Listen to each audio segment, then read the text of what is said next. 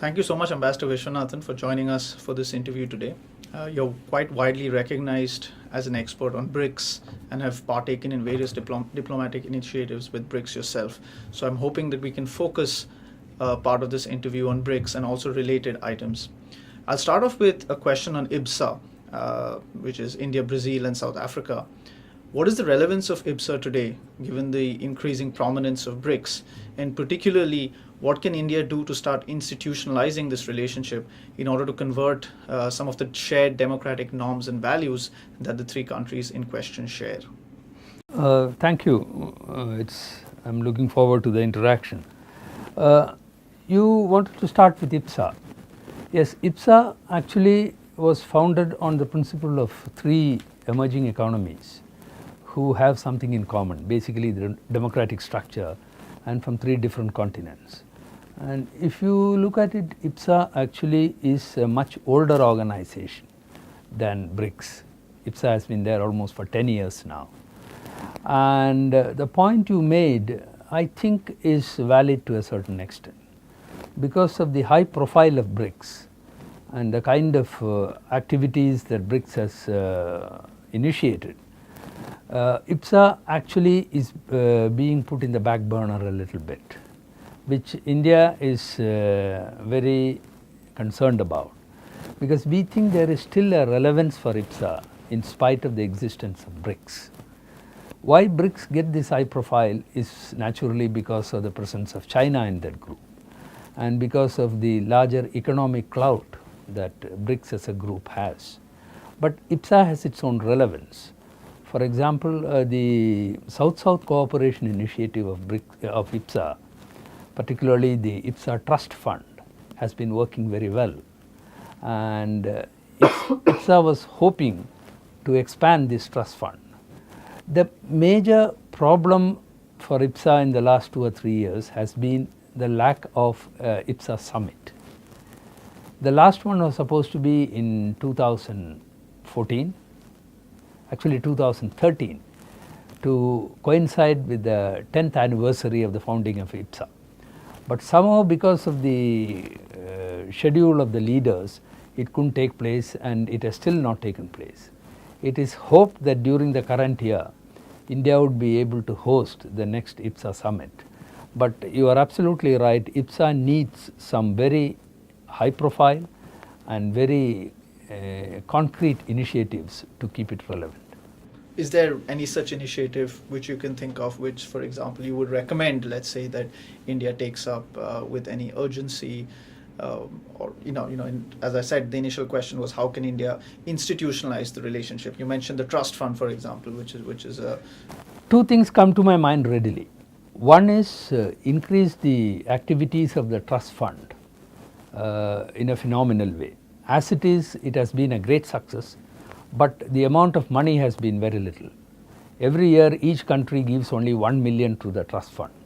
And the projects selected have been very small scale, but very successful, and also scalable and repeatable in other countries.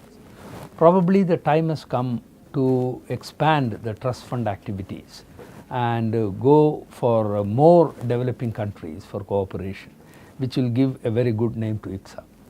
The second thing that comes to my mind is what is called IBSA MAR. You must have heard of that.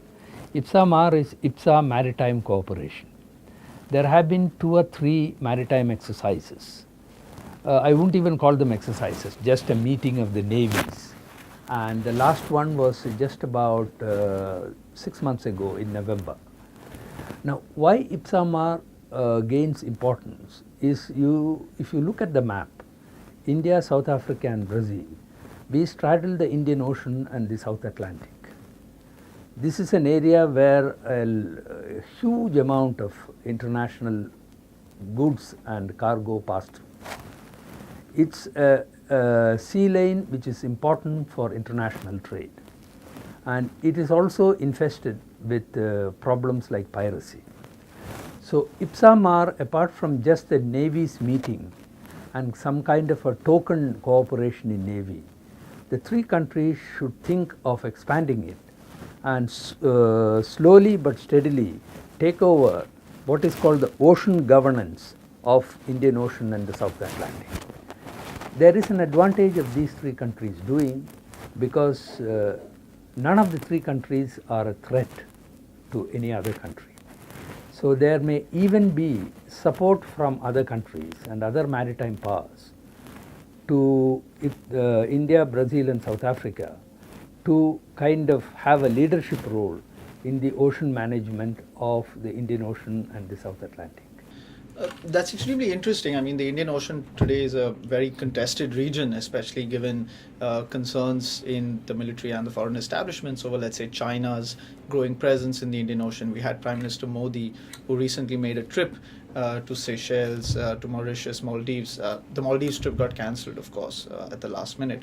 But do you think that any of these powers, especially China, would want to prevent the entry of more players into the governance mechanisms of the Indian Ocean region? Would there be opposition to that from China? China certainly would prefer to be a part of any such system, and preferably even be the dominant partner. But as of now, I think India has a greater strength in the Indian Ocean. 20 years down the line, we don't know. But this is the time for India to consolidate its position in the Indian Ocean, not in a confrontationist way, but it is the tyranny of geography. After all, Indian Ocean is just next to India, and South Africa and Brazil is sitting on South Atlantic. So we are ideally placed, and provided we play our cards well and we demonstrate to the world that ours is not an offensive or an aggressive group, we are only taking care of the ocean governance as far as piracy and other things are concerned. And this actually may benefit other trading countries whose cargo pass through these sea lanes. Right, thank you. I'll move on now a little bit to BRICS. We have, of course, the next BRICS summit, which is coming up in Russia. And it comes at an extremely interesting time in the international arena, especially vis-a-vis Russia, who's been locked in a confrontational stance with the West over a whole host of issues. You have the falling ruble, you have the Ukraine crisis. Is there a danger that Russia, which is becoming increasingly reliant now on BRICS as a result of its exclusion from some of the Western countries, is there a danger that Russia may try to politicize the event? What are the sort of issues that you foresee Russia as the host country bringing to the agenda at the next BRICS summit? We have found in the BRICS summits so far, in the 6 summits, that the kind of agenda that dominates the discussion among the 5 countries are actually the agenda items which are kind of interest to all the 5 countries. Why? Because it's a very practical approach. If you bring in extraneous matters which are not actually relevant to all the 5 countries, then a lot of discussion goes on and nothing happens. So BRICS, as you know, was founded on 3 main pillars. Of course, the agenda is increasing. It's a work in progress, and BRICS is not a kind of finished commodity. One was intra-BRICS cooperation on various sectors like education, health, unequal growth, sustainable development, energy security, etc., in which the cooperation is going on at a very good momentum, and all the 5 countries are learning from each other's experience. The second thing was the reform of the global financial institutions, on which there has been some success, but the American Congress is actually stalling further progress in the reform of World Bank and the IMF. And the third main pillar was BRICS wanted to stand for a new system of global governance, and basically meaning that the institutions, the international institutions created after the Second World War have become outdated with the changing circumstances in the world. And BRICS countries want that these should be modified so that emerging economies have a greater say in global governance. So these are the kind of issues that have dominated.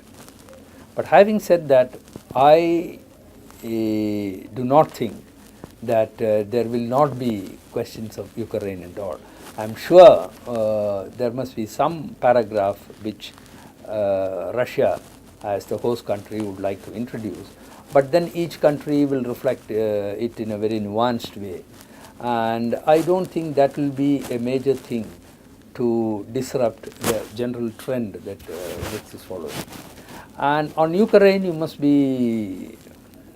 have noticed that none of the other 4 BRICS countries has agreed to the West on sanctions against Russia.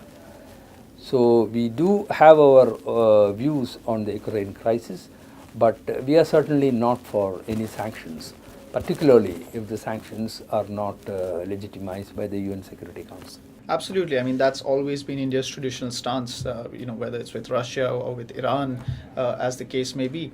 But just to press a little forward on the Ukraine issue, India has adopted a fairly hands-off stance on the Ukraine issue. We've not criticized Russia. We've also not supported the sanctions. But at the end of the day, India's traditional stance has also been to put sovereignty at the core, to voice its opposition to intervention of any sort, which the Russian annexation of Crimea seemed to represent. But at the same time, because of our close relationship with Russia, because of the BRICS momentum that is gathering, we've avoided criticizing Russia in any way. Do you think there's any way to solve this contradiction? Do you believe that there is a contradiction in the first place that we've had to keep quiet about? On international issues, in all crises, there will be contradictions of positions because it's not all black and white. And that is where the subtlety and the nuance comes in international relations. Because there is no crisis where countries don't face a kind of a little contradiction on the positions. But as far as Ukraine is concerned, one has to go back in history a little bit. And then one sees that there is a certain amount of double speak that the Western countries have followed. What happened in Crimea was not totally different from what happened in Kosovo a few years earlier.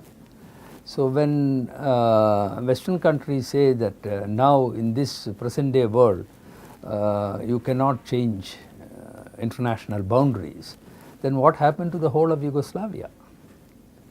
At that time, I mean, nobody talked of sovereignty of nations. In fact, it was said that in the present day, sovereignty is not an absolute right.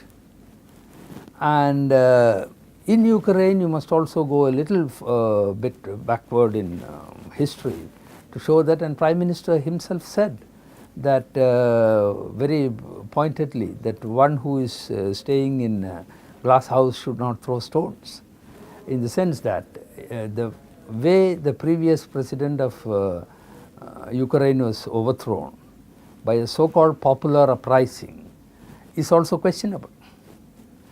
I mean, it was quite obvious from the telegrams which have now become popular, and it's all over on the internet by the US Assistant Secretary of State and all.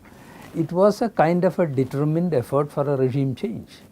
So all these factors have to be taken into account, along with the most important factor, that Russia's legitimate interest in that region, and how Russia feels insecure as far as Ukraine is concerned is very important.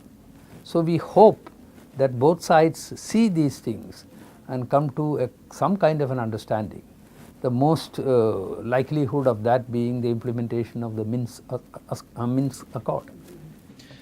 If you'll allow a certain counter argument, for example, that many analysts have also offered, I mean, there's no doubt that the West interfered in Ukraine to not, if not sponsor, then actively encourage the protests. Some people have even called it a coup, which happened in Ukraine, a Western-sponsored coup. There's also no doubt that Western comments on state borders and sovereignty, as you said, there's been a lot of doublespeak. But at the same time, does that justify annexation? Because I mean, it's a good comparison to Kosovo that you made, but Kosovo was not annexed by Western powers, despite there being a lot of problems with what happened in Kosovo. It's fairly easy to argue that that was completely in violation of international law. But does that justify another violation of international law? I mean, what happened in Crimea was an annexation of Crimea. What happened in Kosovo was similar, but different in the sense that it was not annexed by Western powers. I see the subtle difference you are making. Kosovo was pulled out of Yugoslavia almost by machinations by the West and made an independent country.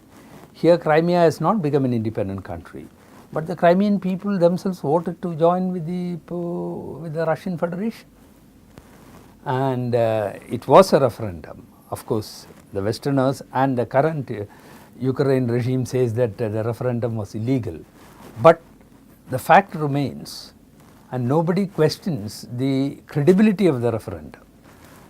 People who are questioning are only questioning the legality of the referendum. So the people wanted first to get out of Ukraine, and then they wanted to join Russia.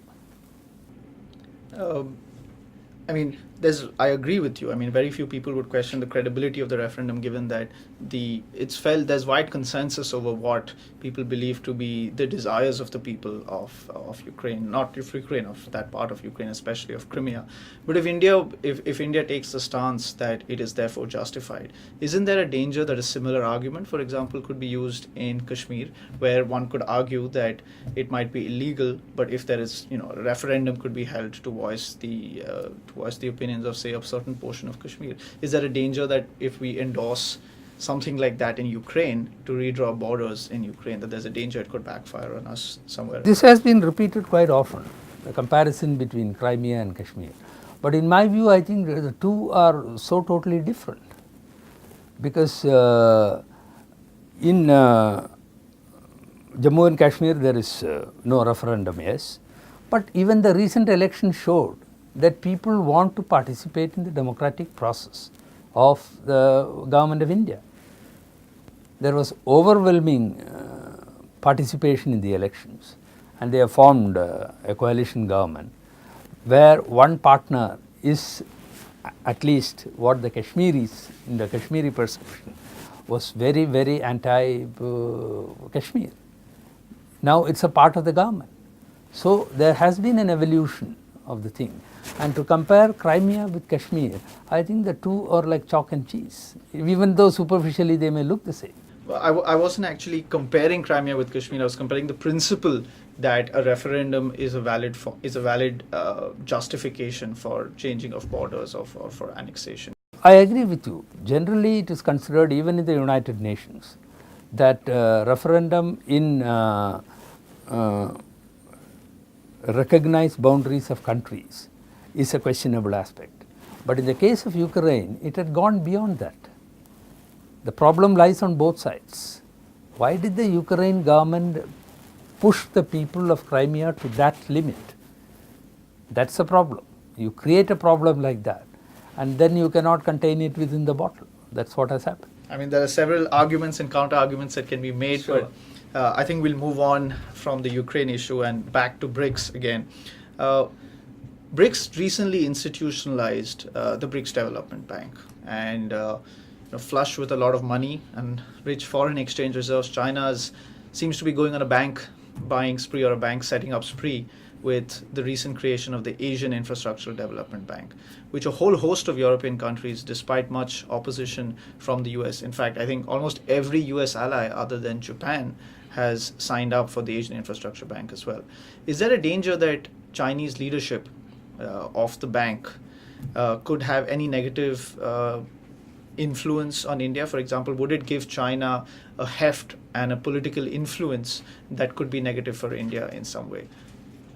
One is the Asia Infrastructure Investment Bank that you talked about. There is no doubt that China will have a lot of heft, because they are the promoters of the Asia Infrastructure Investment Bank, of which India is also a member. And I am sure the voting structure will be such that a lot of voting power will be with China, because it's basically a Chinese bank and others have been brought in as partners. But the case with the new development bank of BRICS is not the same. BRICS is often sought to diminish the dependence of the BRICS countries on the US dollar. Mm-hmm. The US dollar is currently the reserve currency of the world, but various different initiatives have been taken. You have the contingency reserve agreement. You also have China and Russia making deals in yuan and rubles. We've had India and Iran do something similar to avoid the oil sanctions. Given that this seems to be an agenda for BRICS to diminish dependence on the US dollar, what do you think will sometime in the future be the status of the US dollar as the reserve currency of the world? Do you foresee any possibility of some sort of basket of BRICS currencies becoming the reserve currency of the world? And what is the impact that this continued BRICS momentum will have on the US dollar and on the US economy? The practical point of it is that for a long time to come, US dollar will still dominate the international financial scene. But not only BRICS, even many other IMF members have said that the time has come when greater importance should be given to the SDRs. At some point of time, SDRs were very important, but they have gone into the back burner. What BRICS countries wanted in the beginning was not even change US dollar as the reserve currency, but to use other currencies as operational currency. That is to bypass the US dollar in our operations to cut down the operational costs.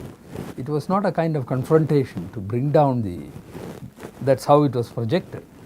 But the practical aspect of it is that in the India-China trade or India-Russia trade, for example, if we can find ways of at least for some commodities to deal directly instead of going through the dollar, you cut down the operational costs in some cases, I believe, by as much as 10 to 15%. So it's beneficial. So this will continue, and as far as possible, BRICS countries will see and experiment with more and more trading in local currencies. But the contingency reserve fund is slightly different. It's basically a reserve fund to help the BRICS countries and by extension some other developing countries also in case of huge balance of payments problems. So they come in a time of crisis, and the advantage is that it will be not have the kind of conditions that IMF puts in. So it's a kind of a facility in times of financial crisis. But all of these arrangements, as a consequence of reducing transaction in the US dollar, will decrease demand for the US dollar. And is there a danger that decreasing demand for the US dollar on time might affect the exchange rates to an extent where, for example, the US is not able to finance its deficit budgets to the same extent? So will that have an impact on the US? I don't see it in the foreseeable future, at least for the next 10 years. I'm sure US economy that way is very resilient, so they can adjust to it. But they have to adjust to the larger philosophical question that the world has changed, and probably the world in future will work not on one currency but on a basket of currencies. And do you see this at any point in the future the US coming to terms with this reality? You have the Congress which is still refused to pass the IMF reforms, as you said. Yes. Given that the US can see already that it is changing, that the BRICS countries are taking steps, China is setting up the Asian Infrastructure Development Bank, and their diplomatic initiatives are failing, as happened with the AIIB, which was quite a diplomatic blunder for the US in many respects. Do you foresee their stance changing now, given that they've seen these harsh realities? It could. There are already various schools of thoughts in the US itself, and there are various opinion makers, including economists like Stiglitz and Stern and others, or Krugman, who say that BRICS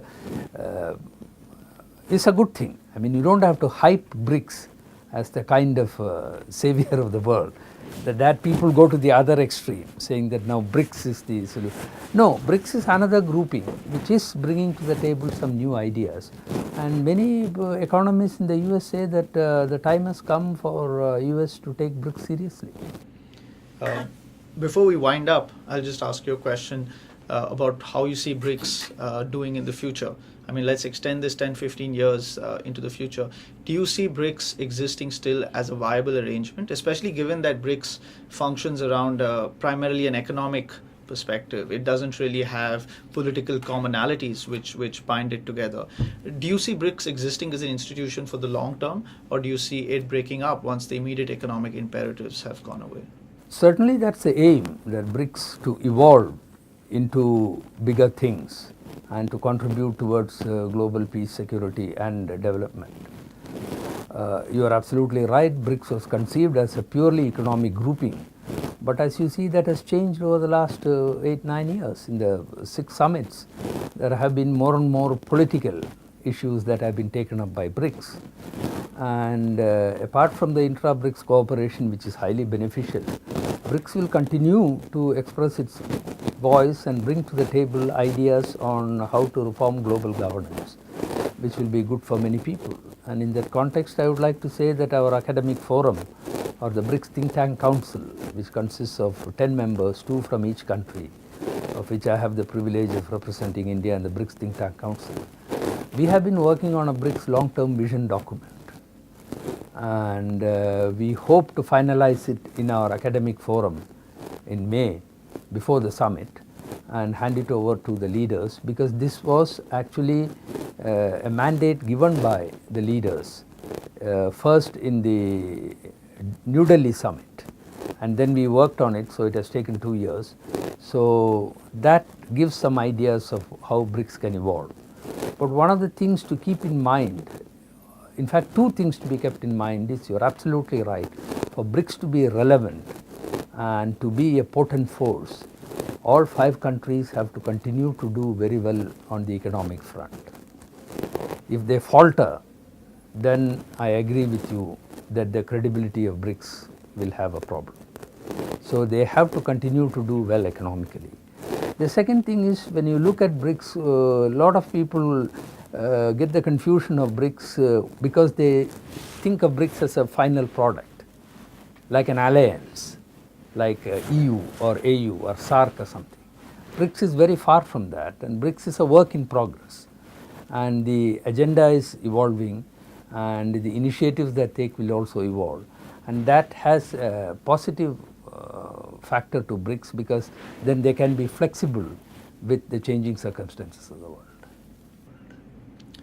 Thank you so much, Ambassador Viswanathan. We seem to have run out of time today, but it's been an absolute pleasure talking to you, and I hope to see you again. Thank you so much for joining us. Thank you very much.